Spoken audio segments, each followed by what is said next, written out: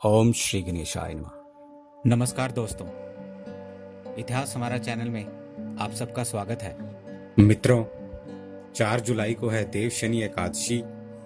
इसके बारे में हमने आपको पहले के वीडियो में बताया हुआ है किस प्रकार आपको क्या पूजा पाठ करना है, किस तरह से भगवान विष्णु को आपको प्रसन्न करना है, उनकी पूजा करनी है। और मित्रों, साथ ही में चतुर्मास उस दिन से आरंभ हो रहा है जिसको हम चौमासा भी कहते हैं। मित्रों, हमारे इस भारतवर्ष में विभिन्न प्रकार के त्योहारों की नदियां बहती हैं, इसीलिए हमारा देश भावनाओं का देश माना जाता है। हमारे इन पर्वों के बीच में चौमासे का बहुत बहुत महत्व है, क्योंकि 12 महीनों में तो 4 महीने चतुर्मास ही होते हैं।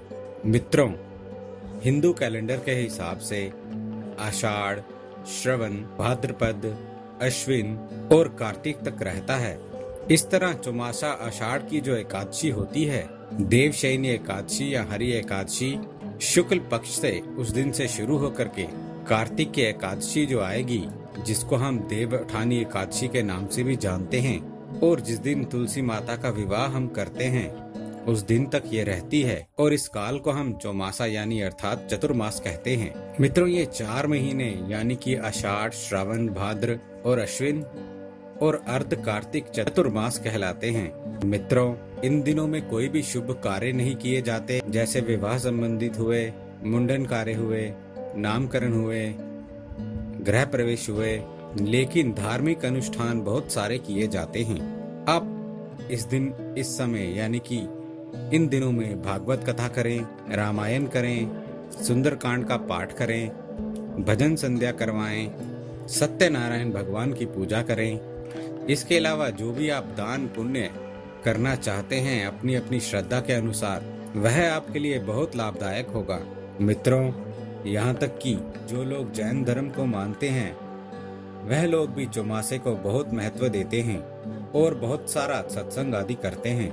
मित्रों, जो आषाढ़ महीने में त्योहार आएंगे उनको हम जान लेते हैं महीनों की कतार में, अर्थात कि मंथ वाइज। सबसे पहला महीना चौमासा का होता है आषाढ़। पहला पर्व देव उठानी एकादशी, जो कि 4 जुलाई 2017, उस दिन से आपका ये शुरू हो जाएगा। सबसे पहले गुरु पूर्णिमा आएगी। कई जगहों पर उस दिन मेला सजता है।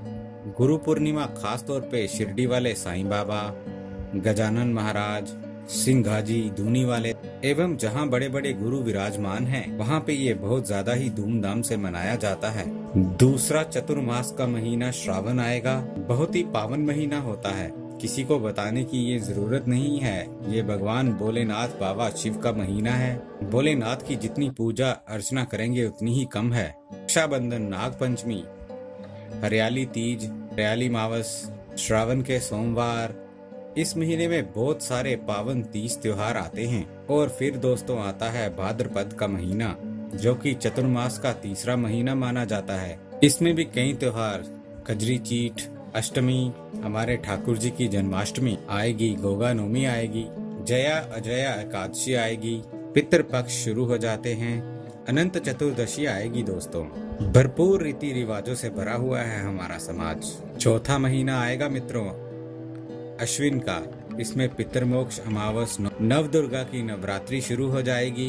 दशहरा, शरद पूर्णिमा, सभी त्योहार अश्विन के माह में आ जाएंगे। फिर आएगा कार्तिक माह। दोस्तों, अंतिम महीना होगा चतुर्मास का, जिसके 15 दिन केवल चौमासे में शामिल होते हैं। दिवाली के 5 दिन, गोपाष्टमी, प्रमोदनी 11 आएगी और देवउठनी 11 आ जाती है।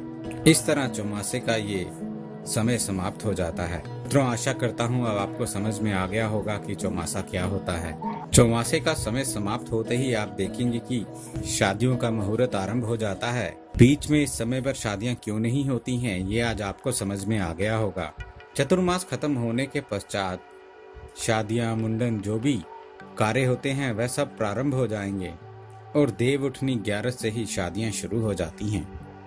मित्रों, इस चौमासे के अलावा अधिक मास का भी बहुत ज्यादा महत्व होता है। मित्रों, जो चौमासे में आपको नियम पालन करने होते हैं वह हम आज जान लेते हैं। सबसे पहले स्नान का नियम लेना होता है। चतुर्मास में ऐसे तो माना जाता है कि सूर्योदय से पहले उठ करके स्नान करना चाहिए, लेकिन मित्रों, जितनी जल्दी आप उठ सके उतना जल्दी उठें।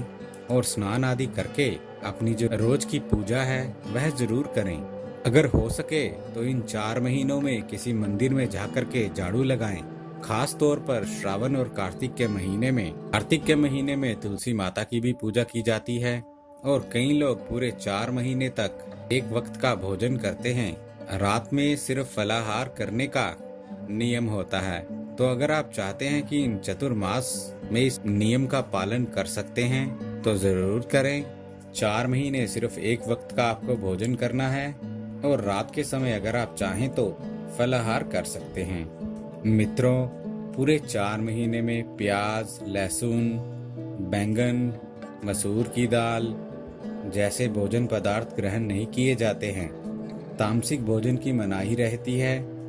ये सभी पदार्थ भोजन में उपयोग नहीं किए जाते हैं, खास तौर पे श्रावण और कार्तिक महीने में। मित्रों, जब नवदुर्गा की स्थापना होगी, जब अगली नवरात्रि आएगी, तो उस समय पांवों में चप्पल नहीं पहनना चाहिए।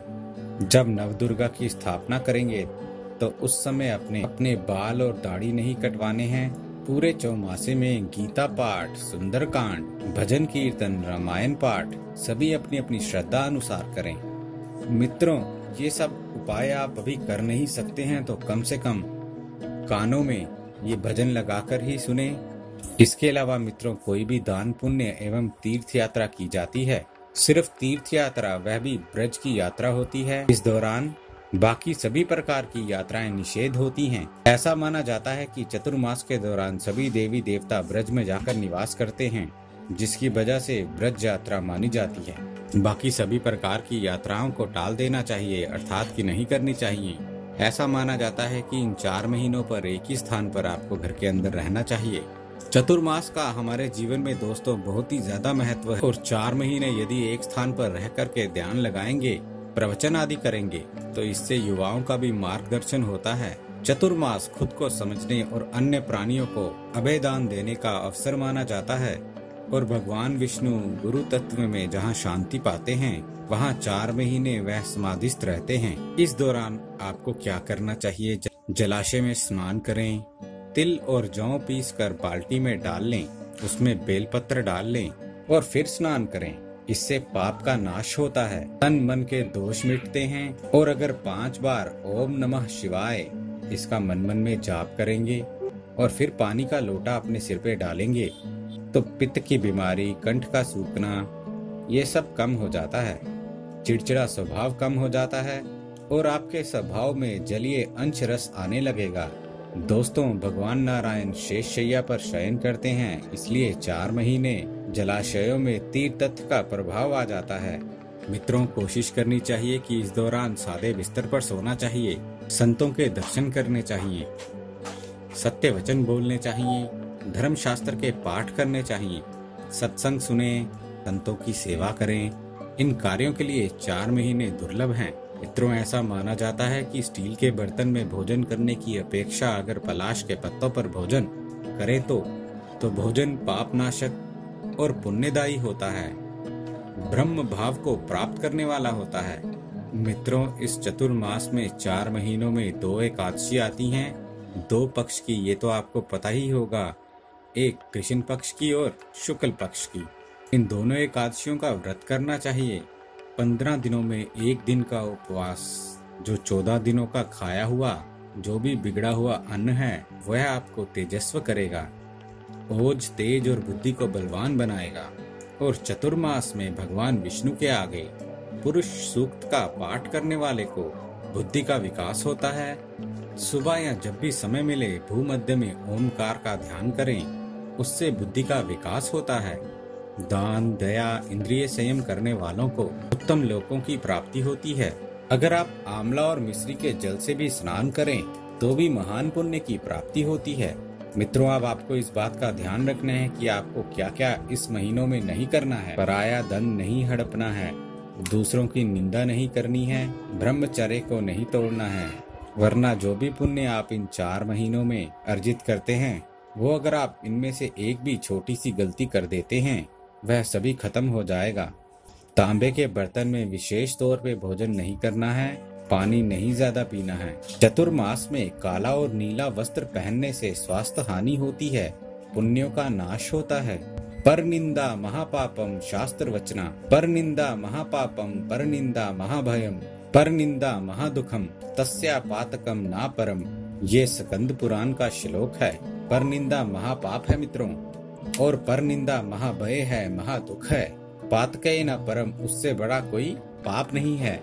इस चतुर्मास में मित्रों पक्का व्रत ले लें। हम किसी की भी निंदा नहीं करेंगे, असत्य भाषण और झूठ बोलना त्यागेंगे और क्रोध को त्याग देंगे। हो सके तो इस चतुर्मास में इन सभी नियमों का पालन करें।